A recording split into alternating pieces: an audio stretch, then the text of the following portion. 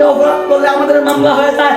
আজকে আপনি আমি চিন্তা করে দেখেন, আমার আল্লাহ পাকের শানে, আমার নবীর শানে, ওলি আল্লাহর শানে কত গুস্তাখি করেছি, কত বেয়াদবি করেছি, কতবার আল্লাহর আইন অমান্য করেছি, কতবার আমার নবীর সুন্নতকে খেলাফ করেছি, কতবার আমার নবীর আইনকে আমরা অমান্য করেছি। আজকে একটু নিজেকে কি ভেবে দেখেন যে আমরা কতবার নামাজ ছেড়ে দিয়েছি, কতবার রোজা ছেড়ে দিয়েছি, কতবার হজ ছেড়ে দিয়েছি, কতবার জাকাত ফরজ ছিল জাকাত দিয়ে বন্ধ করে দিয়েছি। আজকে আমরা কতবার অপরাধ করি, তারপরেও আমার আল্লাহ পাক রব্বুল আলামিন আপনাকে আমাকে কোনো আযাব দিচ্ছেন না কেন? তাই বলে কি আমার আল্লাহ আযাব দিবে না? না না, এটা ভাইবেন না।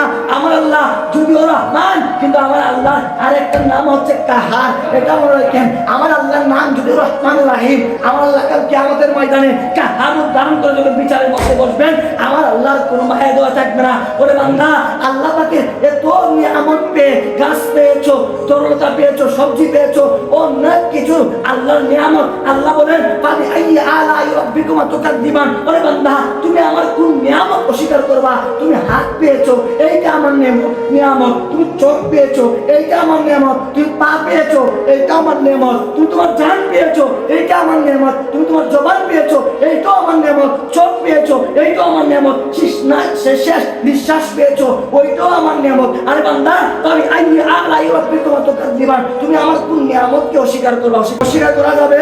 আমার আল্লাহ বলে পাবি আইয়া আলাই রাব্বিকুমা তুকাদ্দিবান, আমার কোন নিয়ামত অস্বীকার করবা? তোমাকে এমন কিছু আমি দেই নাই যেটা তোমার প্রয়োজন।